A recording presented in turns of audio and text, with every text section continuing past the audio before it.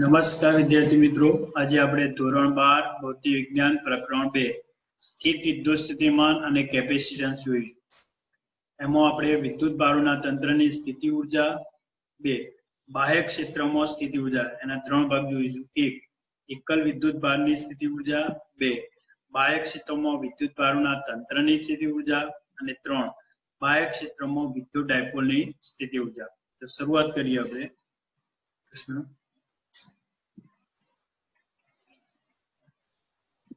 પ્રશ્ન નંબર 21 બે વિદ્યુત ભારોના તંત્રની સ્થિતિ ઊર્જાનું સૂત્ર મેળવો. તો ધારો કે શરૂઆતમાં Q1 અને Q2 વિદ્યુત ભારો અનંત અંતરે છે. ધારો કે શરૂઆતમાં Q1 અને Q2 વિદ્યુત ભારો અનંત અંતરે છે. હવે શરૂઆતમાં Q1 અને Q2 વિદ્યુત ભારો અનંત અંતરે છે. હવે તેમાંના Q1 વિદ્યુત ભારને ઉગમ બિંદુની સાપેક્ષ કેટલા અંતરે R1 અંતરે લાવવા માટે કરવું પડતું કાર્ય કેટલું છે? 0. કેમ કે અહીંયા Q1 વિદ્યુત ભારને આપણે ઉગમ બિંદુની સાપેક્ષ R1 અંતરે લાવવા માટે કરવું પડતું કાર્ય 0 છે. કારણ કે ત્યાં કોઈ વિદ્યુત ક્ષેત્ર હાજર નથી અને વિદ્યુત ક્ષેત્ર હાજર ન હોવાથી વિદ્યુત ક્ષેત્રની વિરુદ્ધમાં કોઈ કાર્ય કરવું પડતું નથી.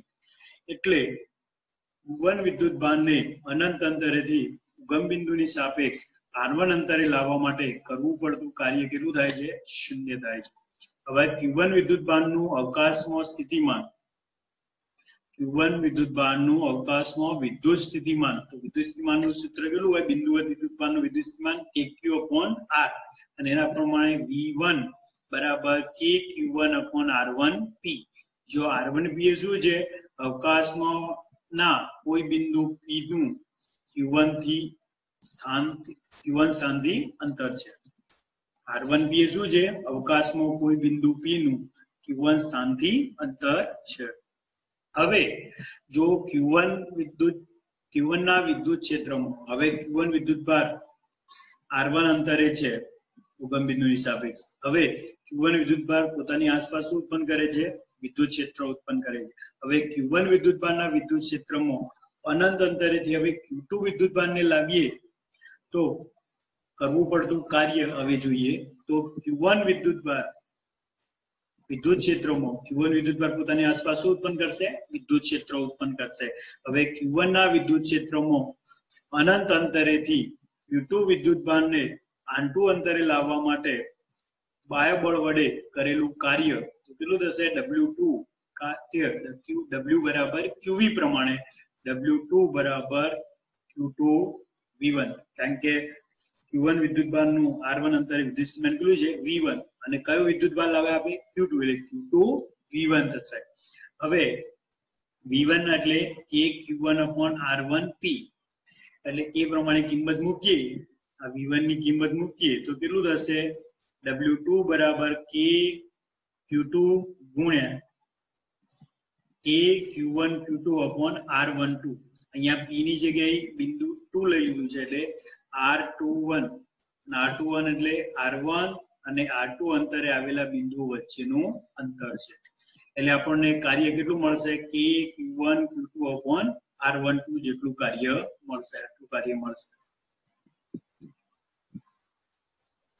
હવે સ્થિત વિદ્યુત બળ એ સંરક્ષી બળ હોવાથી આ કાર્ય એ વિદ્યુત ભારોના તંત્રમાં સ્થિતિ ઊર્જા સ્વરૂપે સંગ્રહ પામે છે. સ્થિત વિદ્યુત બળ એ કેવું બળ છે? સંરક્ષી બળ છે.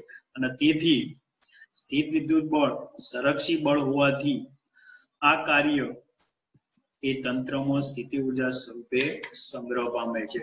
હવે બે વિદ્યુત ભારો Q1 અને Q2 ના તંત્રની સ્થિતિ ઊર્જા, બે વિદ્યુત ભારો Q1 અને Q2 ના તંત્રની સ્થિતિ ઊર્જા લઈએ તો U બરાબર શું થાય? બંને વિદ્યુત ભારોને અનંત અંતરેથી R1 અને R2 અંતરે લાવવા માટે કરવું પડતું કાર્યનો સરવાળો એટલે U બરાબર W1 W2.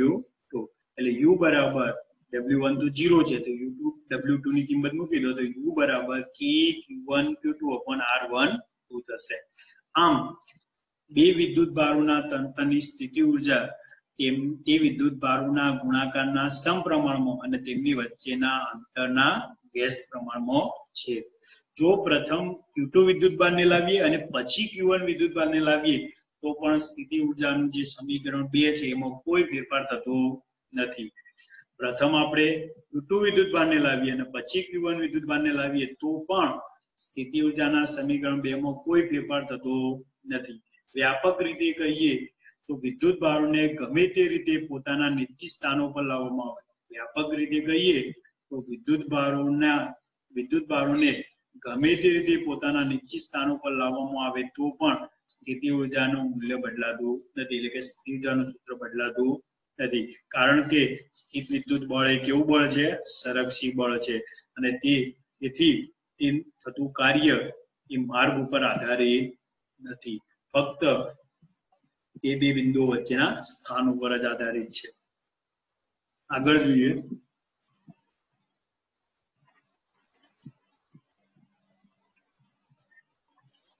નવો પ્રશ્ન.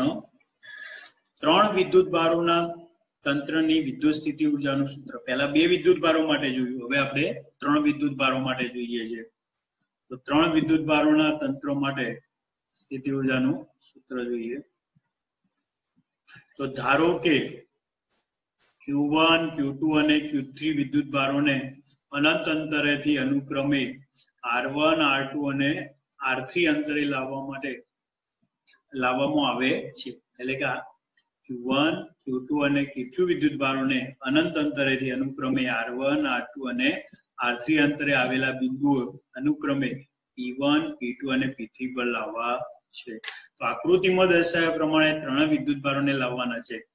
એટલે કે P1 બિંદુ પર P1 વિદ્યુત ભારને, P2 બિંદુ પર P2 વિદ્યુત ભારને અને P3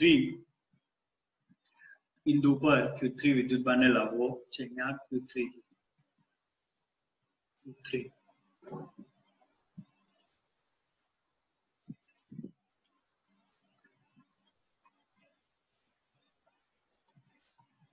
હવે પ્રથમ Q1 વિદ્યુત ભારને P1 સ્થાને લાવવા માટે કરવું પડતું કાર્ય.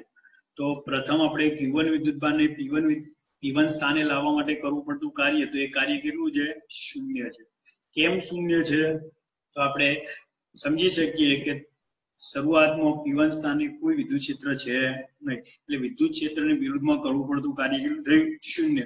કારણ કે એ વિસ્તારમાં કોઈ વિદ્યુત ક્ષેત્ર છે નહીં. જો વિદ્યુત ક્ષેત્ર હોય તો વિદ્યુત ક્ષેત્રની વિરુદ્ધમાં કાર્ય કરવું પડે, પણ અહીંયા કોઈ વિદ્યુત ક્ષેત્ર છે નહીં, એટલે વિદ્યુત ક્ષેત્રની વિરુદ્ધમાં કરવું પડતું કાર્ય W1 કેટલું થશે? 0. એટલે પ્રથમ Q1 વિદ્યુત ભારને P1 સ્થાને લાવવા માટે કરવું પડતું કાર્ય 0 છે. અહીંયા નીચે કારણ પણ આપ્યું છે, જુઓ કે Q1 ને P1 સ્થાને લાવવા માટે કોઈ બાહ્ય બળની જરૂર નથી. હવે Q1 ના લીધે P2 સ્થાને વિદ્યુત સ્થિતિમાન કેટલું થાય?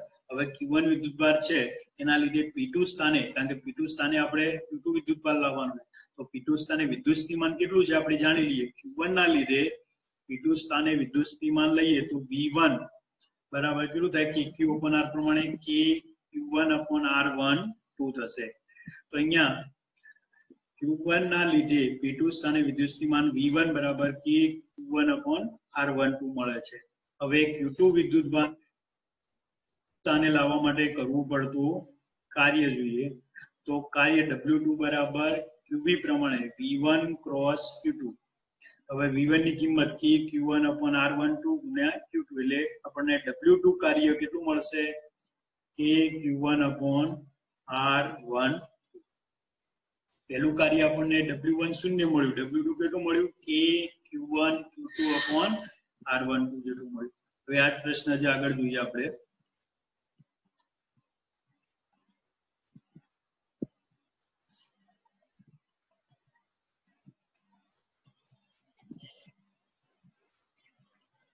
ધ્યાન આપો.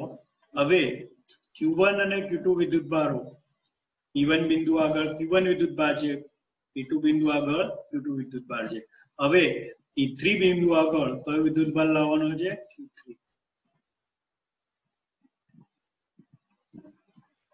Q3 છે.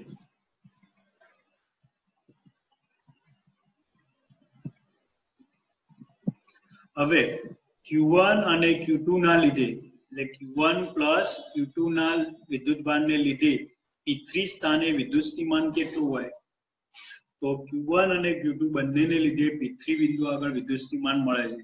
તો Q1 ના લીધે P3 બિંદુ આગળ વિદ્યુતસ્થિતિમાન પ્લસ Q2 ના લીધે P3 બિંદુ આગળ વિદ્યુતસ્થિતિમાન તો કેટલું મળશે? V2 બરાબર KQ1 upon R1 થી Q1 થી Q3 વચ્ચેનું અંતર કેટલું છે? R13 એટલે અહીંયા V2 બરાબર KQ1 upon R13 અહીંયા Q2 અને Q3 વચ્ચેનું અંતર કેટલું છે? R23 એટલે KQ2 upon R23 મળશે આપણને. હવે Q3 વિદ્યુતભારને P3 સ્થાને લાવવા માટે કરવું પડતું કાર્ય તો W3 બરાબર Q1 અને Q2 ને લીધે P3 સ્થાને વિદ્યુતસ્થિતિમાન ગુણ્યા Q3 વિદ્યુતભાર એટલે કે W બરાબર QE પ્રમાણે તો W3 બરાબર વિદ્યુતસ્થિતિમાન V એટલે કે P1 પ્લસ P2 ના લીધે P3 સ્થાને વિદ્યુતસ્થિતિમાન ગુણ્યા એનો વિદ્યુતભાર Q એટલે કે Q3 વિદ્યુતભાર. હવે Q1 પ્લસ Q2 ના લીધે P3 સ્થાને વિદ્યુતસ્થિતિમાન કેટલું છે? KQ1 upon R13 plus KQ2 upon R23 એમાં K કોમન છે એટલે K કોમન કાઢી લઈએ તો K બરાબર K કૌંસમાં Q1 upon R13 plus Q2 upon R23 cross Q3. હવે આ Q3 છે એ કૌંસમાં ગુણી કાઢીએ તો K કૌંસમાં Q1 Q3 upon R13 plus Q2 Q3 upon R23 તો આટલું કાર્ય મળશે આપણને W3. હવે Q1 Q2 અને Q3 એટલે કે Q1 plus Q2 plus Q3 વિદ્યુતભારોના તંત્રની કુલ સ્થિતિ ઊર્જા કેટલી? તો ત્રણેય સ્થિતિ ઊર્જાનો સરવાળો કરવું પડતું કાર્ય અને કાર્ય એ વિદ્યુતભારોના તંત્રમાં સ્થિતિ ઊર્જા સ્વરૂપે સંગ્રહ એટલે કે કાર્ય એટલે સ્થિતિ ઊર્જા એટલે U બરાબર W1 plus W2 plus W3 કારણ કે વિદ્યુત બળ એ કેવું બળ છે? સંરક્ષી બળ છે અને કરવું પડતું કાર્ય એટલે સ્થિતિ ઊર્જા એટલે કે W બરાબર U છે એટલે U બરાબર K કૌંસમાં પહેલું કાર્ય W1 0 છે બધામાં K છે એટલે K કોમન જ કાઢી લઈએ છીએ તો K કૌંસમાં 0 plus Q1 Q2 upon R12 plus Q1 Q3 upon R13 plus Q2 Q3 upon R23 એટલે U બરાબર K કૌંસમાં Q1 Q2 upon R12 plus Q1 Q3 upon R13 plus Q2 Q3 upon R23 તો આટલી સ્થિતિ ઊર્જા મળે છે આપણને.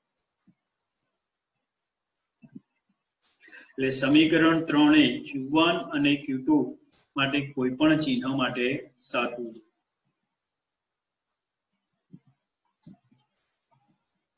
અહીંયા જોઈએ જો Q1 Q2 greater than 0 હોય તો સ્થિતિ ઊર્જા ધન મળે અને Q1 Q2 less than 0 હોય તો સ્થિતિ ઊર્જા ઋણ મળે. હવે આપણે જોઈએ કે અહીંયા ત્રણ વિદ્યુતભારોની જોડ હતી એ રીતે ચાર વિદ્યુતભારોની જોડ હોય તો શું મળી શકે? ધારો કે ચાર વિદ્યુતભારોની જોડ છે Q1 Q2 Q3 અને Q2 પર વિદ્યુતભારોને બિંદુની સાપેક્ષ R1 R2 R3 અને R4 સ્થાને લાવવા માટે કરવું પડતું કાર્ય અને કાર્ય સ્થિતિ ઊર્જામાં સ્વરૂપ પામે તો ચાર વિદ્યુતભારોના તંત્રની સ્થિતિ ઊર્જા કેટલું થાય? સૂત્ર તો U બરાબર K કૌંસમાં શું થશે? 1 અને 2 ની જોડ એટલે કે Q1 Q2 upon R12 અહીંયા કેટલી જોડ બને છે એ જોઈએ તો ત્રણ વિદ્યુતભારો હતા તો ત્રણ જોડ મળી. હવે આપણે ચાર વિદ્યુતભારો લઈએ તો કેટલી જોડ મળે? 1 2 1 3 1 4 પછી આપણે લઈએ તો 2 અને 1 વાળી તો જોડાઈ ગઈ છે એટલે 2 અને 1 નહીં આવે 2 3 2 4 અને પછી 3 માટે લઈએ તો 3 4 આમ 6 જોડ મળશે. કઈ કઈ જોડ આપણે ફરીથી લઈએ 1 2 એટલે 1 અને 2 ની જોડ 1 અને 3 ની જોડ 1 અને 4 ની જોડ પછી 2 અને 3 ની 2 અને 4 ની અને પછી 3 અને 4 ની એમ 6 જોડ મળે છે તો સ્થિતિ ઊર્જા કેટલી મળે? U બરાબર K કૌંસમાં Q1 Q2 upon R12 Q1 Q3 upon R13 Q1 Q4 upon R14 plus Q2 Q3 upon R23 Q2 Q4 upon R24 અને છેલ્લી જોડ માટે Q3 Q4 upon R34 આમ આ રીતે સ્થિતિ ઉર્જા મળે છે। જોઈએ આગળ નવો પ્રશ્ન। एकल विद्युत भार ने लीधे बाह्य क्षेत्र में विद्युत स्थिति ऊर्जा सूत्र मेळवो। हवे एकल विद्युत भार ने लीधे बाह्य विद्युत क्षेत्र એટલે કે બાહ્ય વિદ્યુત ક્ષેત્ર હાજર હોય અને એક જ વિદ્યુત ભારને આપણે આ વિદ્યુત ક્ષેત્રમાં લાવીએ તો કેટલું કાર્ય થાય અને કાર્ય એમાં સ્થિતિ ઊર્જા સ્વરૂપે સંગ્રહ પામે છે એ આપણે જોવાનું છે।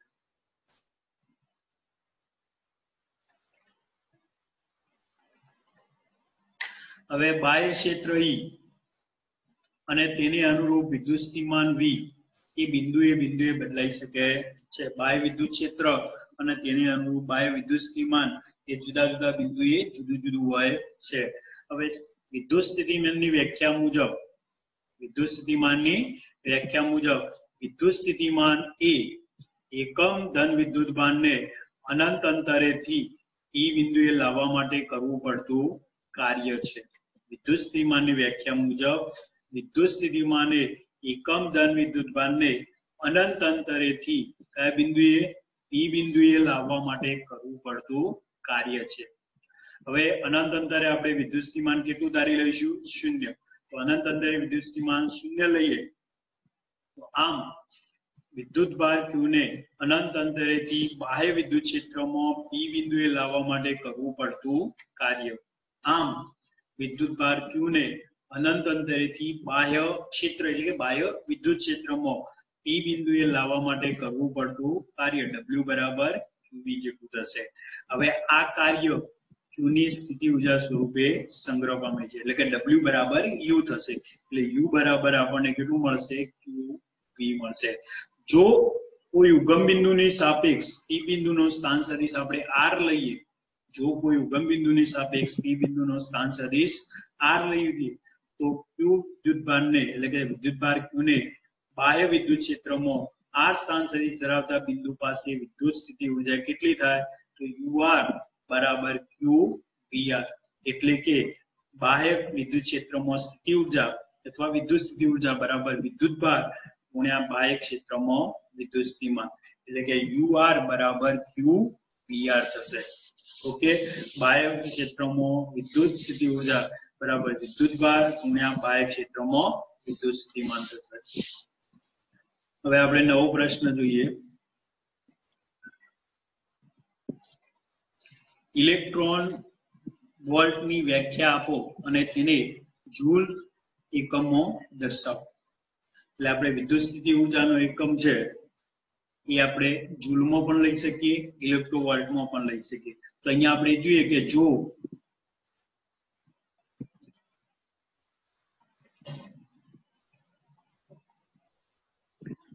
Q बराबर E बराबर 1.6 गुण્યા 10⁻⁹ કુલમ વિદ્યુત ભાર ધરાવતા ઇલેક્ટ્રોન ને એટલે જો Q બરાબર E બરાબર 1.6 ગુણ્યા 10⁻⁹ કુલમ વિદ્યુત ભાર ધરાવતા ઇલેક્ટ્રોન ને એટલે કે ઇલેક્ટ્રોન ને 1 વોલ્ટના વિદ્યુત સ્થિતિમાનના તફાવતમાંથી પ્રવેગિત કરવામાં આવે તો તેને પ્રાપ્ત કરેલી ઊર્જા 1 ઇલેક્ટ્રોવોલ્ટ છે તેમ કહેવાય।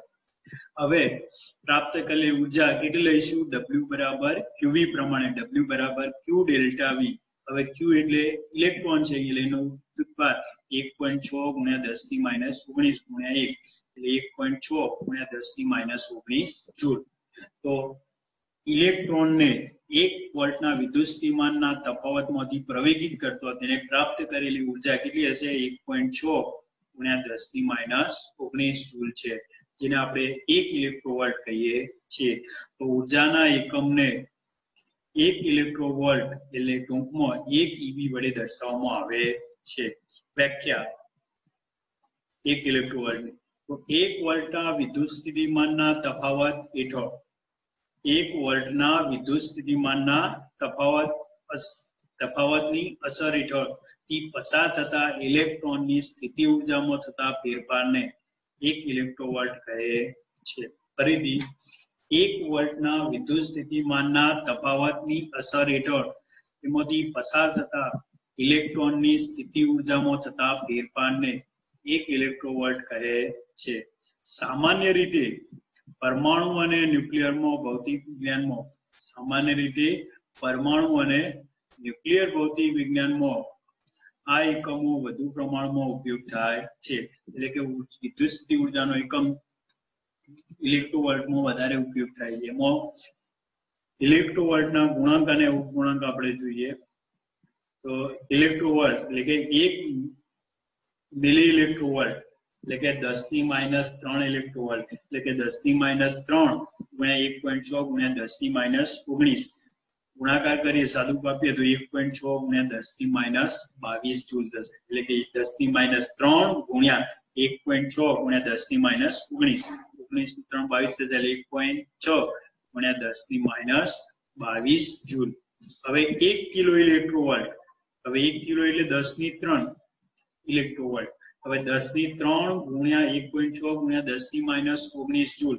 હવે સાદુરૂપ આપીએ તો 1.6 ગુણ્યા 10⁻19 છે ગુણ્યા 10⁻3 છે એટલે 10⁻16 થશે એટલે 1.6 ગુણ્યા 10⁻16 જૂલ મળશે 1 મેગા ઇલેક્ટ્રોવોલ્ટ એટલે 10⁻6 ઇલેક્ટ્રોવોલ્ટ હવે 10⁻6 ગુણ્યા 1.6 ગુણ્યા 10⁻19 એટલે 10⁻19 ગુણ્યા 10⁻6 એટલે 10⁻13 થશે એટલે 1.6 ગુણ્યા 10⁻13 જૂલ થશે હવે 1 ગીગા ઇલેક્ટ્રોવોલ્ટ એટલે કે 10⁹ ઇલેક્ટ્રોવોલ્ટ ની જગ્યાએ આપણે 1 ઇલેક્ટ્રોવોલ્ટ 1.6 ગુણ્યા 10⁻19 મૂકીએ તો 1 ગીગા એટલે કે 10⁹ ગુણ્યા 1.6 ગુણ્યા 10⁻19 એટલે 10⁹ ગુણ્યા 10⁻19 એટલે 10⁻10 એટલે 1.6 ગુણ્યા 10⁻10 જૂલ થશે 1 ગીગા ઇલેક્ટ્રોવોલ્ટ અને 1 ટેરા ઇલેક્ટ્રોવોલ્ટ એટલે 10⁻12 ઇલેક્ટ્રોવોલ્ટ એટલે 10⁻12 ગુણ્યા 1.6 ગુણ્યા 10⁻19 સાદુરૂપ આપીએ તો 1.6 ગુણ્યા 10⁻7 જૂલ થશે નવો પ્રશ્ન જોઈએ હવે આપણે બાહ્ય ક્ષેત્રમાં એકબીજાથી કેવા ક્ષેત્રમાં બાહ્ય ક્ષેત્ર એટલે કે બાહ્ય વિદ્યુત ક્ષેત્રમાં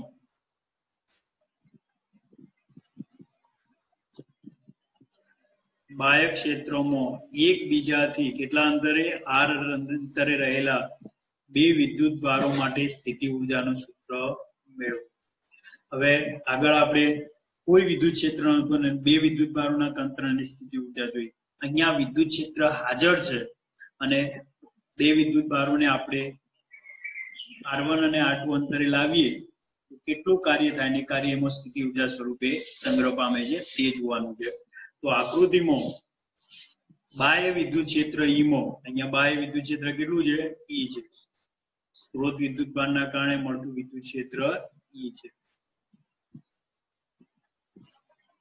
એટલે બાહ્ય વિદ્યુત ક્ષેત્ર E માં કોઈ ઉગમ બિંદુની સાપેક્ષ r1 અને r2 સ્થાનોએ બે વિદ્યુત ભારો કયા છે q1 અને q2 ને અનંત અંતરેથી લાવવા છે આકૃતિમાં દર્શાવ્યા પ્રમાણે બાહ્ય વિદ્યુત ક્ષેત્ર E માં ઉગમ બિંદુની સાપેક્ષ કેટલા અંતરે r1 અને r2 સ્થાનોએ બે વિદ્યુત ભારો q1 અને q2 ને અનંત અંતરેથી લાવવા છે તો પ્રથમ આપણે q1 વિદ્યુત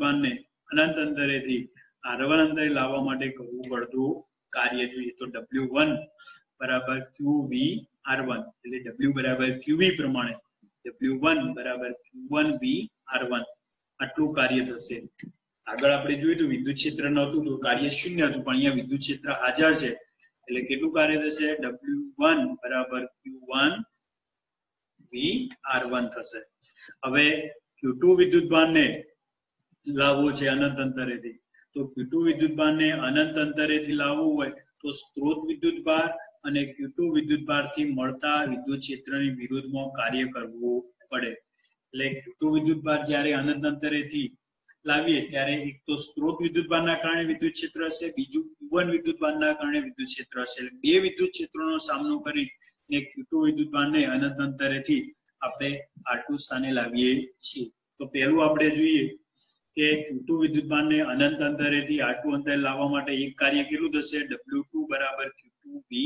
r2 આ જ રીતે જેમ q2 વિદ્યુત ભારને અનંત અંતરેથી r2 અંતરે લાવવા માટે કરવું પડતું કાર્ય એટલે Q2 વિદ્યુતભાર ને અનંત અંતરેથી R2 અંતરે લાવવા માટે કરવું પડતું કાર્ય એક કાર્ય કેટલું W2 બરાબર Q2 V R2 અને બીજું Q1 વિદ્યુતભારના વિરુદ્ધમાં એટલે Q1 વિદ્યુતભાર પોતે વિદ્યુત ક્ષેત્ર ઉત્પન્ન કરે છે અને એના વિદ્યુત ક્ષેત્રમાં Q1 વિદ્યુતભારના વિદ્યુત ક્ષેત્રમાં આપણે અનંત અંતરેથી Q2 વિદ્યુતભારને લાવવા માટે કરવું પડતું કાર્ય એટલે Q1 વિદ્યુતભારના વિદ્યુત ક્ષેત્રની વિરુદ્ધમાં બાહ્ય બળ વડે કરવું પડતું કાર્ય તો W3 બરાબર A Q1 Q2 upon R12 જે આગળ આપણે જોયું હતું એ પ્રમાણે જ છે એટલે R12 બરાબર Q1 અને Q2 વચ્ચેનું અંતર છે R12 એટલે Q1 અને Q2 વચ્ચેનું અંતર આ થશે R1 હવે આપણે જોઈએ કે તંત્રની કુલ સ્થિતિ ઊર્જા એટલે વિદ્યુત ભારોના તંત્રની ગોઠવણી કરવા માટે કરવું પડતું કુલ કાર્ય વિદ્યુત તંત્રની કુલ સ્થિતિ ઊર્જા એટલે વિદ્યુત ભારોના તંત્રની ગોઠવણી કરવા માટે કરવું પડતું કુલ કાર્ય એટલે સ્થિતિ ઊર્જા એટલે U બરાબર W બરાબર કુલ કાર્ય કેટલું થશે W1 plus W2 plus W3 એટલે U બરાબર Q1 VR1 plus Q2 VR2 plus A Q1 Q2 upon R2 આટલું સ્થિતિ ઊર્જા થશે આગળ આપણે નવો પ્રશ્ન જોઈએ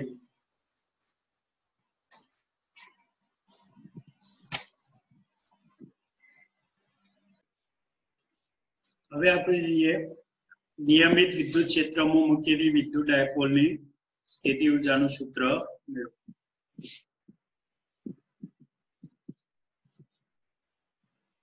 આકૃતિમાં -Q અને +Q વિદ્યુતભાર વાળી વિદ્યુત ડાયપોલને સમાન વિદ્યુત ક્ષેત્ર માં મૂકેલી છે વિદ્યુત ડાયપોલની લંબાઈ કેટલી છે 2 છે હવે આપણે જોઈએ વિદ્યુત ક્ષેત્રમાં સાથે ડાયપોલ મોમેન્ટ થીટા કોણ બનાવે તે રીતે ગોઠવેલી છે તો અહીંયા વિદ્યુત ક્ષેત્ર અને વિદ્યુત ડાયપોલ વિદ્યુત ક્ષેત્ર x દિશામાં છે અને વિદ્યુત ડાયપોલ મોમેન્ટ -Q થી +Q એટલે એમની વચ્ચેનો ખૂણો કેટલો છે અહીંયા થીટા જે આકૃતિમાં દર્શાવે છે આ ખૂણો થીટા છે હવે -Q અને +Q વિદ્યુતભારો પર -QE અને +QE જેટલું બળ સમાન મૂલ્યનું અને પરસ્પર વિરુદ્ધ દિશામાં બળ લાગે છે -Q અને +Q વિદ્યુતભારો પર સમાન મૂલ્યનું અને પરસ્પર વિરુદ્ધ દિશાનું બળ લાગે છે એટલે અહીંયા -Q વિદ્યુતભાર પર -QE જેટલું અને +Q વિદ્યુતભાર પર +QE જેટલું બળ સમાન મૂલ્યનું છે અને વિરુદ્ધ દિશાનું બળ લાગે છે અને આ બળ ડાયપોલ પર લાગતા આ બળો બળ યુગ્મની રચના કરે છે ડાયપોલ પર લાગતા બળો બળ યુગ્મની રચના કરે છે અને તેથી ડાયપોલ ટોર્ક અનુભવે છે બળ યુગ્મની રચના થાય એટલે કે ટોર્કની રચના થાય એટલે કે ટોર્ક ઉત્પન્ન થાય છે એટલે ડાયપોલ ભ્રમણ કરે છે તો ટોર્ક ટો બરાબર શું થશે P × E ડાયપોલ પર લાગતું ટોર્ક ટો બરાબર P × E જેમ આપણે ટો બરાબર R × F લઈએ છીએ એમ અહીંયા ટોર્ક ટો બરાબર P × E આગળ આપણે આવી ગયું છે તો ડાયપોલ પર લાગતું ટોર્ક ટો બરાબર P × E જો P એ વિદ્યુત ડાયપોલ મોમેન્ટ છે જે P બરાબર 2q અથવા q2a જેટલું થશે જો P અને E સમાંતર કે પ્રતિ સમાંતર સિવાયની સ્થિતિમાં હોય એટલે કે P અને E સમાંતર કે પ્રતિ સમાંતર ના હોય તે સિવાયની સ્થિતિમાં ટોર્ક એ ડાયપોલને ભ્રમણ કરાવવાનો પ્રયત્ન કરે છે જો P અને E એ સમાંતર કે પ્રતિ સમાંતર સિવાયની સ્થિતિમાં હોય તો ડાયપોલ ભ્રમણ કરવાનો પ્રયત્ન કરે છે ડાયપોલ પર લાગતા ટોર્ક ડાયપોલના સૂક્ષ્મ ખૂણા ડેલ્ટા થીટા બરાબર θ1 - θ0 એટલું ભ્રમણ કરે છે ડાયપોલ પર ટોર્ક લાગે તો ડાયપોલ એ ડેલ્ટા થીટા એટલે કે θ1 - θ0 જેટલું ભ્રમણ કરે છે અને ડાયપોલ એ ભ્રમણ કરે તો થતું કાર્ય W બરાબર ટો થીટા ડેલ્ટા W બરાબર ટો થીટા લઈએ તો ડેલ્ટા W બરાબર ટો થીટા પ્રમાણે ટોની કિંમત મૂકીએ તો ટોની કિંમત કેટલી છે P × E એટલે કે P sin θ અને ડેલ્ટા થીટા ની જગ્યાએ સ્મોલ d થીટા લખીએ डेल्टा थीटा ની જગ્યાએ ડી થીટા લખી શકાય કારણ કે limit delta theta tends to 0 લઈએ તો ડેલ્ટા થીટા નું શું થઈ જશે ડી થીટા એટલે ડેલ્ટા ડબલ્યુ અથવા ડી ડબલ્યુ બરાબર આપણે શું લખી શકીએ p sin theta D theta હવે પ્રશ્ન આગળ વધારીએ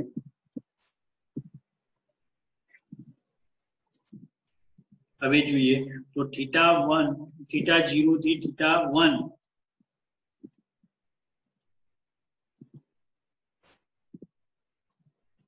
थीटा 0 થી थीटा 1 જેટલા પરિભ્રમણ દરમિયાન થતું કુલ કાર્ય કેટલું એટલે ડાયપોલ थीटा 0 થી थीटा 1 જેટલા ભ્રમણ દરમિયાન ડાયપોલ વડે થતું કાર્ય કેટલું તો w બરાબર સંકલનમાં dw dw એટલે p sin θ d θ dw ની કિંમત કેટલી મૂકી શકાય p sin θ d θ એટલે w બરાબર સંકલનમાં थीटा 0 થી थीटा 1 p sin θ d θ હવે p અચળ છે આપણે બહાર કાઢી લઈએ હવે sin θ d θ નું સંકલન sin θ નું સંકલન શું થાય માઈનસ cos θ એટલે શું માઈનસ cos θ θ 0 થી θ 1 પહેલા θ ની જગ્યાએ θ 1 કિંમત મૂકીએ પછી θ 0 એટલે minus cos θ 1 minus minus plus cos θ 0 એટલે માઈનસ cos θ 1 છે માઈનસ એ પાછળ લઈએ cos θ 0 છે આગળ લઈએ તો w બરાબર આપણને શું મળે e cos θ 0 minus cos θ 1 એટલે કે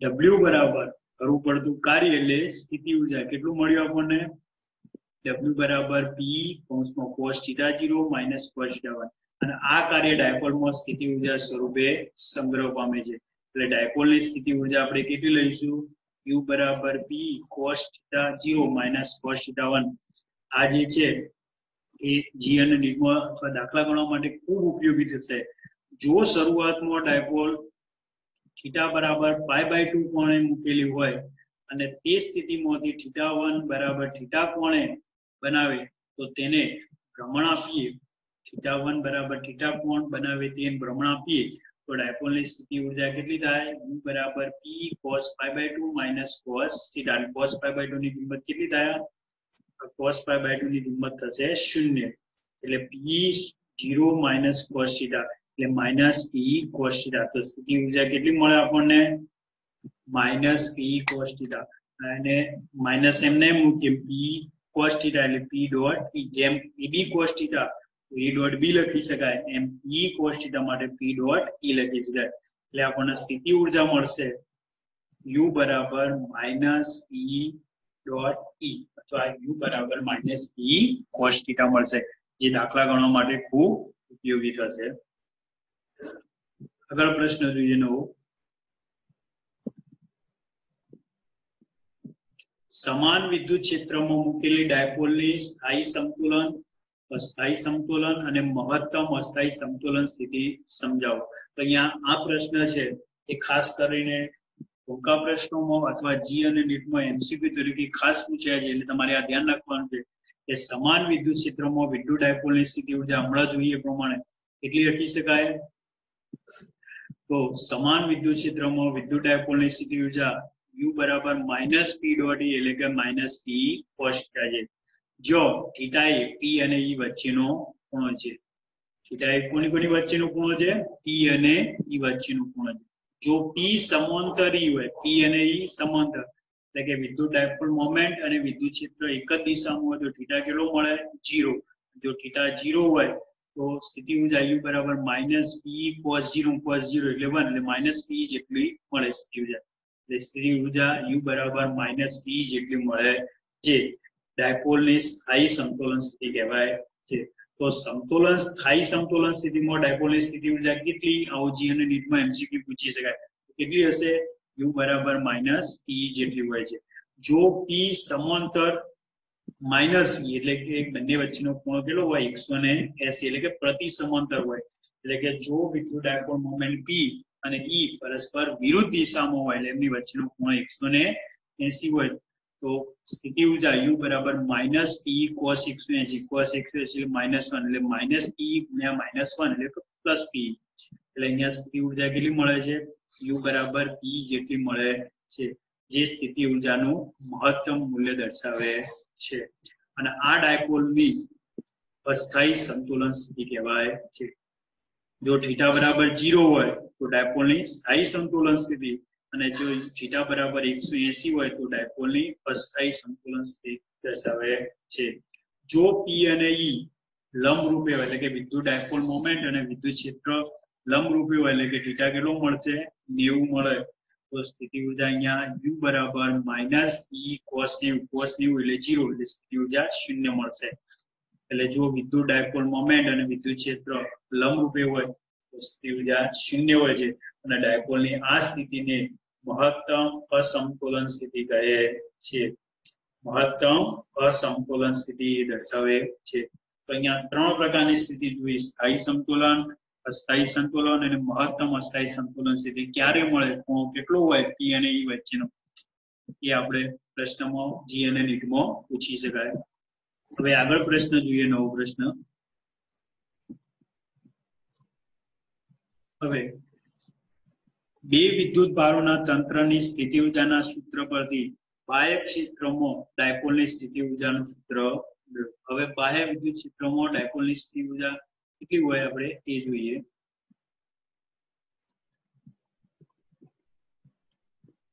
તો બે ધન વિદ્યુત ભારોના તંત્રની સ્થિતિ ઉર્જાનું સૂત્ર આપણે જાણીએ છીએ. વિદ્યુત ક્ષેત્રમાં બે ધન વિદ્યુત ભારોના તંત્રની સ્થિતિ ઉર્જાનું સૂત્ર u થીટા બરાબર q1 vr1 plus q2 vr2 plus k q1 q2 upon r12. હવે ડાયપોલ માટે જો આપણે q1 બરાબર પ્લસ q અને q2 બરાબર માઇનસ q લઈએ અને તેમના સ્થાન સદિશો ઉગમ બિંદુની સાપેક્ષ r1 અને r2 લઈએ તો u ડેશ થીટા, જો u ડેશ થીટા લઈએ તો u ડેશ થીટા કેટલું મળશે? q vr1 minus q vr2 minus k q1 q2 upon r12 થશે. કારણ કે એક પ્લસ q છે, બીજો માઇનસ q છે. હવે q કોમન લઈ લઈએ તો આપણને કેટલું મળે?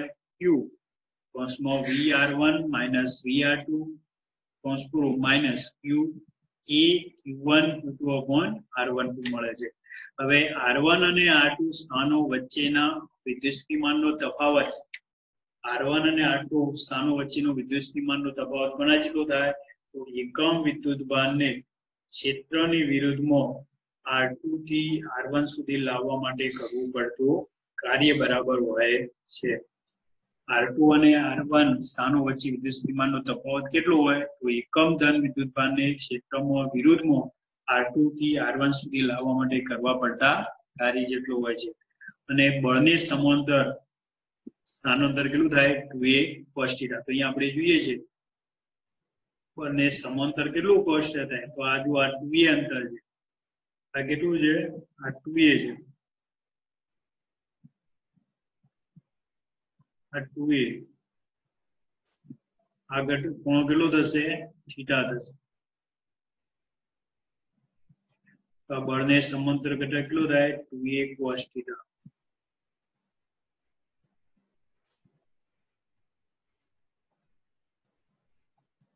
cos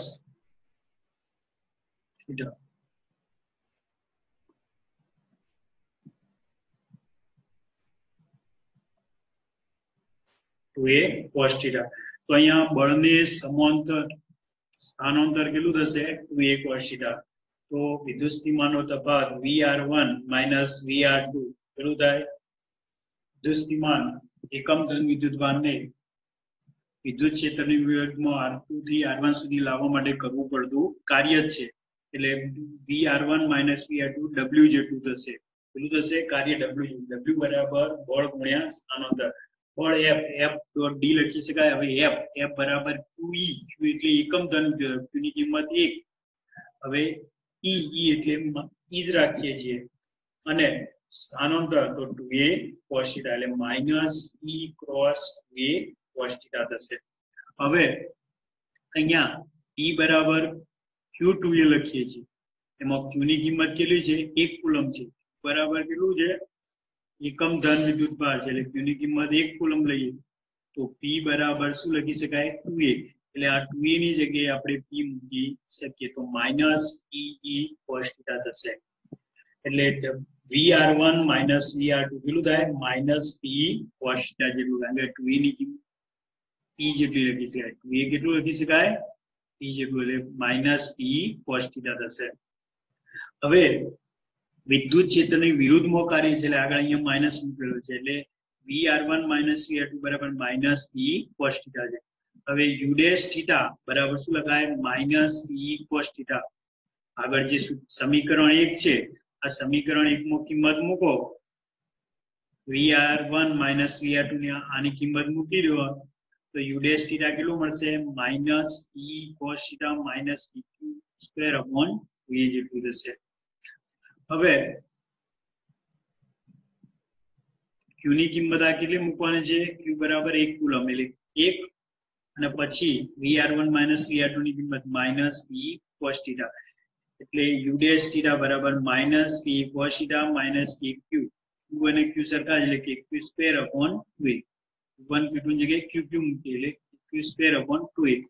હવે યુ ડેશ થીટા બરાબર માઇનસ E cos θ ની જગ્યાએ minus P dot E minus KQ square upon 2.